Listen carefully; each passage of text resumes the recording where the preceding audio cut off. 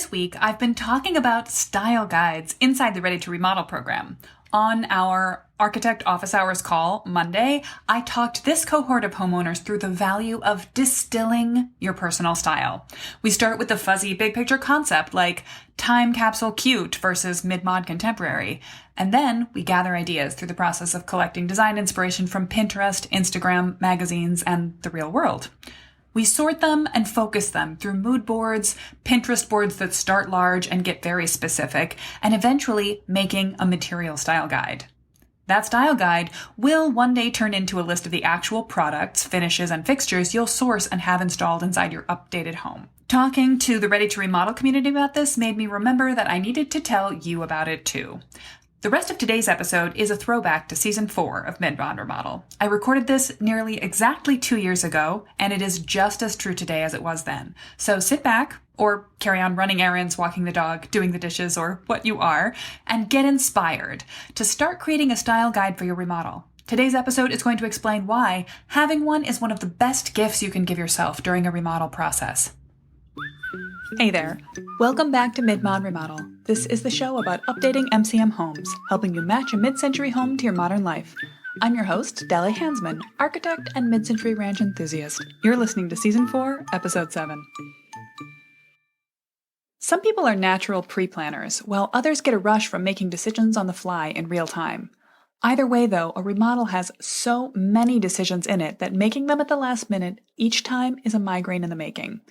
While it's impossible, even for professionals, to foresee every choice that will arise when you're digging into the walls of your existing house, you can make your life so much easier with a little thoughtful planning ahead. I've talked about this kind of advanced planning before on the podcast so much that you might be sick of it. If so, sorry, not sorry. This is for all the marbles, folks. This is your home. If you have a plan for your remodel, you are so much more prepared for all the pitfalls, surprises, and last-minute decisions that are inevitable in construction of an existing house. If you don't have a plan, every single aspect is a pitfall, surprise, or last-minute decision. And that's no fun, really. I promise it isn't. But in the past, I've focused more on the question of how you figure out your overall scope, making a master plan for all the areas of the house you want to target and improve on, both now and over time, honing in on good layout changes and neat design features, then prioritizing them and setting them in context. That process is so important, and it's a big part of my client-based design business, helping people put their homes and their families' needs together to create just such overview master plans. But there's another level of the project that can benefit from a big picture view, which I haven't talked about as much. That is how the details of the house come together. Each faucet, shelf, drawer handle, door hinge, and window shade that will be included in your upcoming home improvement project represents a choice. In some case, several choices. Stack them all together, and the options are nearly infinite. You can apply the same master plan approach to this kind of material selection process that you do to deciding what order to tackle the bigger projects. All this season, we've been taking a big picture approach to remodeling, talking about sustainability, ADA compatibility, landscaping, and more. Today, we're taking a big picture approach to the little component pieces of your home update. I'm going to talk to you through why you need a style guide to keep your home remodel running smoothly, and how to go about setting one up for yourself. Take today's episode even further by downloading my free style guide workbook.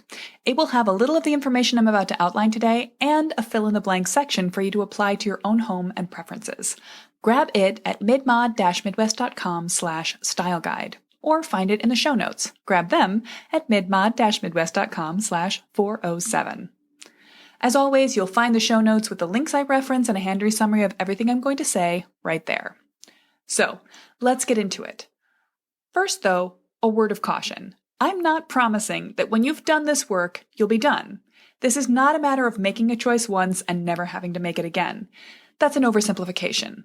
But you can make a choice once and then only have to tweak it for each new scenario that comes up. Here's why that's important. Consider this. You've just attached your kitchen to your garage with a new connecting mudroom or breezeway. Hooray for you! And while you took so much care with your kitchen remodel, picking out charming mid-mod tile for the backsplash and some really charming brass door and drawer pulls to complement the warm wood slab front cabinet doors, you let the contractor deal with installing that new door to the garage. And when it arrives, the default hinges turn out to be brushed nickel. Then he picks a brushed nickel door handle to match them, The subtle but persistent conflict between the door handle to your garage and the drawer pulls right next to it drives you nuts for years to come and always makes that door feel like a bit of a mistake. Here's a good rule of thumb, by the way. There is no place for brushed nickel in a mid-century modern house. It is a completely contemporary material. Avoid it. It screams fresh modern and probably early 2000s remodel like almost no other material can. Some metal colors and finishes are just very strongly associated with certain style eras and can clash with your mid-century home or the modern update you're attempting right now. Here's another example. Copper and shiny brass work fabulously with colonial-style houses and Victorian charm, but these aren't for us mid-mod fans either. Pick again. By making sure that nearby details in your house, like door handles and drawer pulls in the same room or baseboard trim between one room and another, coordinate with each other, makes the difference between a well-planned remodel that shines and one that ends up looking like a hodgepodge. So how can you achieve the former and avoid the latter? I'd like to pull back for a moment and talk about the way I have practiced architecture, and have done over the course of my career. In some previous phases of my life, I have designed remodels and new construction using a traditional full-services architectural model, which assumes that the designer is in full control of every aspect of the house, from the initial vision to the choice of each handle and faucet. This is a great way to ensure that your house turns out exactly as you wish it to. When you work with an architect at this level, you and they collaborate to envision your house in every detail. Then you hire a contractor well-versed in the art of manifesting that kind of vision into the world, and you sign a contract which states that the drawings and specifications you prepared with your architect are exactly what will be built. Then, your architect puts on a new hat for project supervisor and stops by the ongoing construction process on a regular basis to ensure that everything is built exactly as designed. It's a great system if you have nearly limitless resources, because it means you control the process from start to finish. This process stands in contrast to the way a typical middle-class homeowner has a renovation done. In that system, you call around and find a couple of general contractors, meet one who seems friendly, hire him or her, and let them go to town on your house based on fairly simple verbal or drafted descriptions of what you'd like changed, and you choosing certain parts of the project that matter most to you, like the exact tile for your backsplash or paint colors. You might work with a kitchen design company that sells cabinets to specify exactly where your cabinets will have glass fronts and those with wood. You might walk around the project while it's under construction with the electrician and say, "Hey, I want a switch over here that also switches the kitchen over there." This process isn't necessarily a bad one, but it does mean that there are a lot more question marks at many points in the process, and that you hand over a lot of control for how things are ultimately done to the contractor, whom you have to trust. In an ideal version of this scenario, your contractor is a pretty good communicator, who emails or calls in with you regularly before they make decisions. They'll ask you what kind of faucet, toilet, or door they're installing in your house. They might send you to a showroom they regularly coordinate with and ask you to pick from the selection of plumbing fixtures the week before the plumber is scheduled to install. Even in this ideal version, though, a contractor's job is not to pre-plan every element of your remodel, and the homeowner working this way often finds that they're asked to make important decisions on pretty short notice. Those decisions often end up not being necessarily coordinated with each other because there wasn't enough time or foresight to do that advanced thinking. Sometimes that ideal communication between the contractor and homeowner doesn't even happen. The contractor will make decisions based on his or her best judgment and previous projects that have worked well, and just go ahead with a standard or default detail to get something done on deadline. This all too often results in big tragedies or minor disappointments, where the homeowners come to look at the project either partway under construction, too late to change, or when it's done and say, "Oh, I didn't expect it to look like that. Huh." Often this mismatch between expectation and reality ends up not being a big deal, but sometimes it's sort of the problem that niggles at you for years to come and can erode your satisfaction with the overall remodel. That's such a shame. I believe that there's a middle ground between hiring an architect for a bespoke remodel that plans every detail in advance and just letting your friendly neighborhood contractor be the judge of what you want in your kitchen or bedroom update. With a little investment of your time and attention, you can achieve a similar result to what I do for my full-service architectural design clients by envisioning what fixtures and finishes will be in the house and making decisions in advance to plan for what they should be. This will pay dividends for you, both in terms of taking away stress of all those last-minute decisions, standing in a plumbing supply showroom just before closing, trying to pick all the fixtures that the plumbing subcontractor will install tomorrow, and also result in a finished remodel that feels more intentional and cohesive. I hope I've convinced you why creating a personal style guide for your remodel is a good idea. Now let's talk about how to make it happen. As always when working with a remodel, start from where you are. This is something that came up last week when I talked to Sarah Meyer about her approach to landscaping the yard around a mid-century house.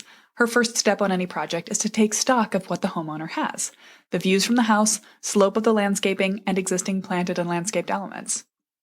I advise the exact same approach to your house.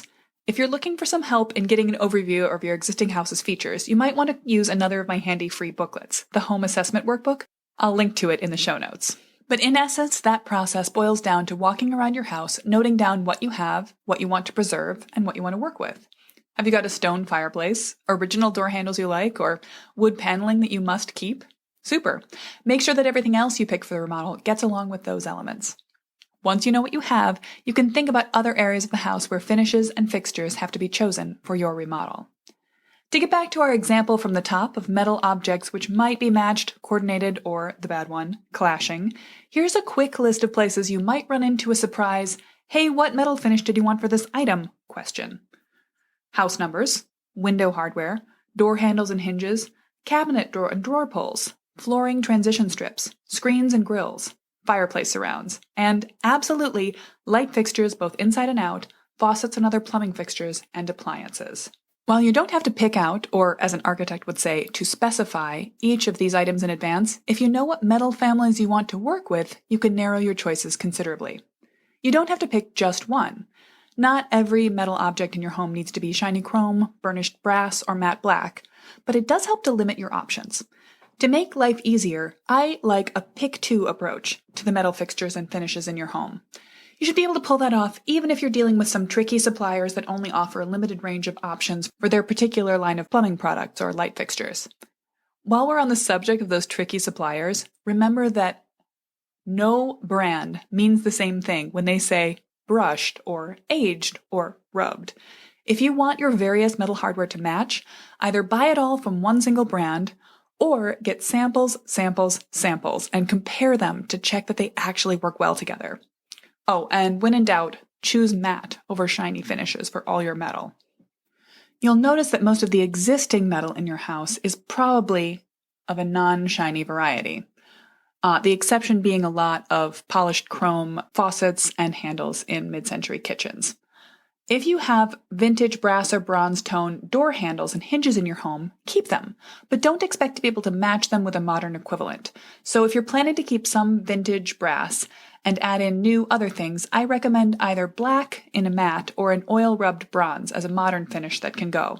Here are some other color pairings that work: brass and aged bronze, bronze and black, or white and gold.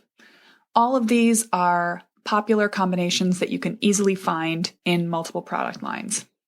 The next most universally necessary choice for your home update is wood. There are a lot of places where wood comes up in a mid-century house and should be in your update. Here are just a few: the floor, the doors and trim, the paneling on the walls and ceiling, if you're lucky, the fronts of cabinets or other built-ins, and don't forget your furniture.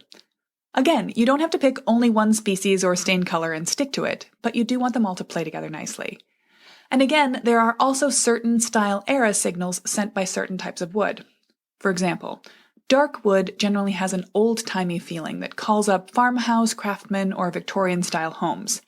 It also shows up in a lot of 80s era remodels when Victorian was the retro cool style of the day. In general, it does not play well with mid-century styles. On the other hand, blonde wood is more contemporary. This calls up Scandinavian minimalism, modernism, and some industrial chic. So if you're thinking about raw plywood and exposed 2x4 structures, it can be fun and playful, but it's not what you want for a mid-century home in general. In general, honey-colored, warm-toned woods are best for mid-century homes. While you don't need to make sure that each piece of wood in your house came from the same tree, you do want to make it feel like it's all part of one big friendly family, and the best way to do that is stick to warm mid-value wood color. Look for subtle, fine-grained wood to match your original mid-century style. If we're going to talk species, back in the day, high-end mid-century buildings feature a lot of old-growth teak and American black walnut. Sticklers for specifics will warn you that plantation-grown or Asian walnut will have a grayer hue that doesn't work as well with vintage woods. But you don't have to get fancy. Most builder-grade mid-century homes were finished with oak floors and pine trim and cabinets. They used copious amounts of plywood. Don't be afraid to keep going with the same, quote, low-end, unquote, materials, as long as you choose a nice warm stain color to keep the mid-century glow alive. Ultimately, the best way to know if two different wood products, like a flooring and a cabinet, or a new cabinet next to an existing panel wall, will work well together is to hold up two medium-sized samples next to each other in the actual room, with the actual lighting conditions you'll eventually use. Once you start to nail down a few of your key product choices, keep samples of them on your desk or in your car. Bring a bit of wood trim or one unit of your favorite door handle with you while you make other design decisions. You can make your style guide as simple or as detailed as you'd like. You could simply write down that you're going to be choosing white metal or oil-rubbed bronze for all of the fixtures and finishes in your house and go from there. Or you could pre-select each light, faucet, and door handle in advance of the whole project. This is kind of up to you, but you will save yourself so much time and trouble if you just take the first step of contemplating your options and narrowing them down to a few. The same approach can be applied to all sorts of other things. If you're not lucky enough to have original wood floors in good shape in part of the house, you may have to choose new flooring alternatives during a remodel. So you might be choosing between stone, terrazzo, concrete, cork, hardwood that's new, or tile, or possibly even carpet. This is another place where you don't have to choose one thing, but you don't want to have a different type of flooring in every room of the house. So make some consistent choices at the start of the project and then apply them throughout the whole house. One last area that you might want to think about in advance, although it can be changed after the fact, is color schemes. What paint are you going to apply? And remember that color can also come up in things like furnishings, pillows, curtains, and carpet. There are two great color schemes that I personally love in just about any mid-century house. The first is sort of a deep neutral with white, cream, tan, brown. You can find this in the Pinterest and Instagram accounts of Green Dream Home. They do this wonderfully. Another thing I love a lot is to do gray, white, and a pop color. Orange, yellow, green, pick your favorite. You can tie back to the 60s and justify just about any bold color choice for yourself here. For examples of this, check out Suburban Pop's Instagram account. You can also play around with wallpaper. Keep what you have within reason, find a retro chic option, play with modern stick-on options. This is a place where you can be bold, but again, boldness works best when it's well coordinated with the rest of the house, when it works with the woodwork, with the flooring, with the paint colors. So planning this out in advance will save you time, trouble, and stress. Find the links mentioned in this episode at its original home at midmod-midwest.com/407 or the new redirect at midmod-midwest.com/1002. There's an outline, links, and that free style guide or booklet, which you can get also at midmod-midwest.com/styleguide. This is a great place to get started with thinking about the consistent material choices that are going to make your home classy and beautiful and your life easier while you remodel. If, by the way, hearing what's new with the Ready to Remodel cohort up at the top of the episode is making you wish you were in with that cool kids crowd, I have great news for you. First, we'll be launching a new group of Ready to Remodel mid-century homeowners in January, so start planning now to join that cohort and harness the power of group energy to motivate you to get through your remodeling choices in short order. But also, spoiler alert, we are planning to make a chance for you to jump into Ready to Remodel even earlier than that in our new Go at Your Own Pace remodeling program, with ongoing support, architect office hours calls, forever access to the Ready to Remodel community, and self-paced DIY master plan process tutorials. This isn't open for enrollment yet, but stay tuned for that news. I know you've been waiting for it. If what you want is just someone to make some of these style guide choices for you, to tell you which flooring material might work best for a kitchen, to spec out your new front door from handle to hardware to glass to stain color, or to pull back and help you set the stage for your remodel, figuring out which parts should happen now, which can happen next year, and which can wait a few years, then you might want to just hop over to our Work With Us page and schedule a 60-minute design consultation. Chat with me and get your mid-century remodeling design questions answered once and for all. We love working both with our Ready to Remodel students on style guides and preparing them for our master plan clients. So whether you're going to create one yourself, get our help to create one inside of Ready to Remodel, or just hire us to make one for you, consider the value of a style guide for keeping your mid-century remodel on track. This is great for anyone planning any style of remodel, but for us mid-mod remodelers, it's essential. That's all for now, mid-mod remodelers. Catch you next week.